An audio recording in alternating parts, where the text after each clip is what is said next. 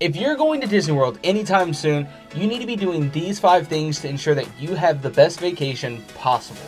I've been to Disney World over 15 times, and with that, I have faced all the good along with the bad, and the one thing I want to make sure that we do today is provide you with enough value that you avoid all the mistakes that I've made over the years. And also, stay tuned for number 5 because it's probably the most important one that I have to offer. Starting out with number 1.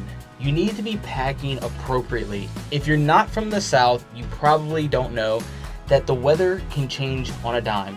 And yes, everyone says that phrase from all over the world, but it's the truth down here. The weather could literally go from sunshine and rainbows to absolute thunderstorms multiple times a day. Not just like in a few minutes. No, literally multiple times a day. You can have sunshine and then thunderstorms, and you never really know what's actually going to happen, even if the radar and the weatherman tells you that today is going to be crystal clear. Or you could literally go from winter jackets to tank tops in the matter of hours, depending on the season that you're in.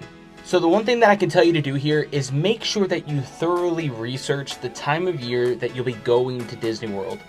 I also recommend that you always bring at least a light jacket, especially a poncho, at least one pair of pants because you never know when you might need them.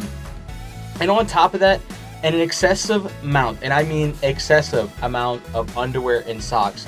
Trust me, you're gonna thank me later.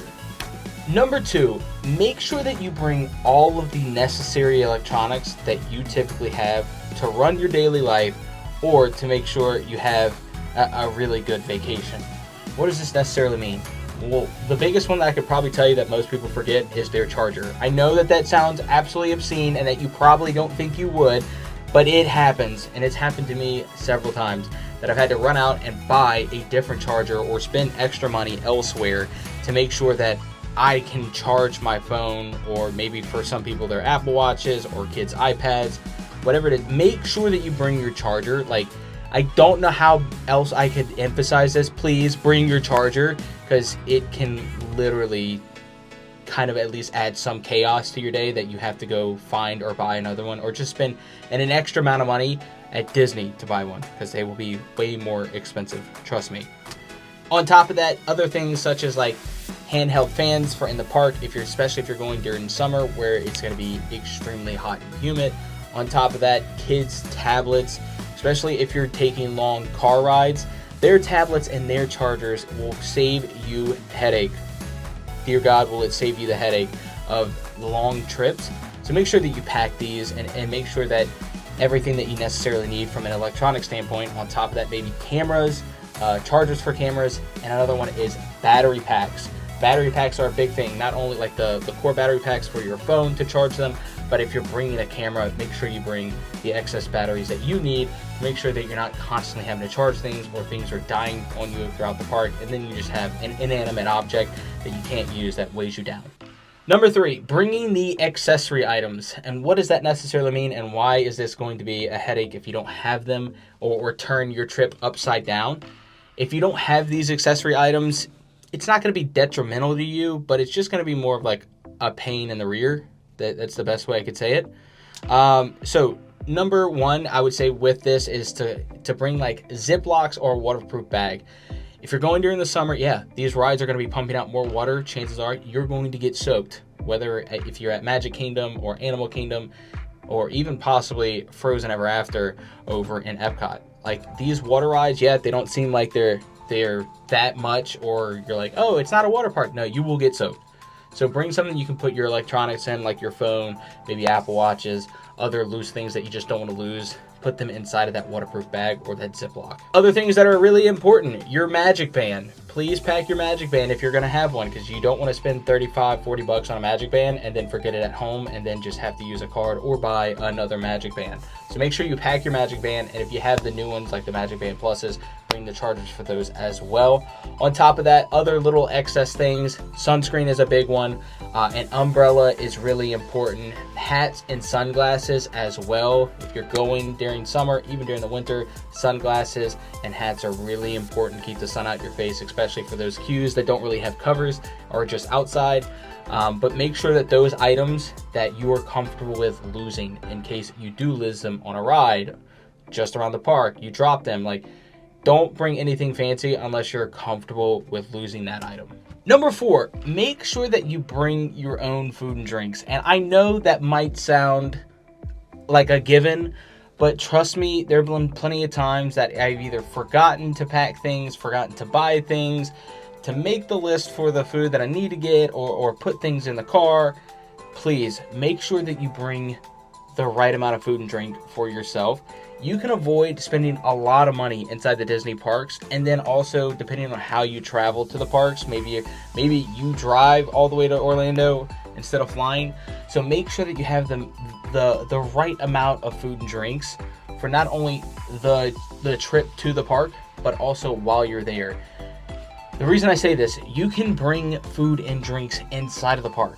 Now, you can't bring like a full-on like ice chest, but if like you have a backpack and stuff like that, you can bring a water bottle, a refillable water bottle. You can bring chips and snacks. If you have kids, you can put snacks inside of the stroller. Like, make sure that you bring enough food that would possibly hold you guys over throughout an entire day. If you need to miss meals, if you need to like get out of the parks instead of like eating there, you always know that you can get back to your hotel, or maybe you have things on you that you just need something to hold yourself over. If you're going to be standing in lines for long periods of times, make sure you have some snacks available so you don't have to get out of line and then try to fight your way back into that same spot, because it could be a real mess. So make sure that you bring some snacks and at least one refillable water bottle. Here we go. The most important thing that I can offer you today that's going to provide you the most value is make sure that you budget and plan accordingly.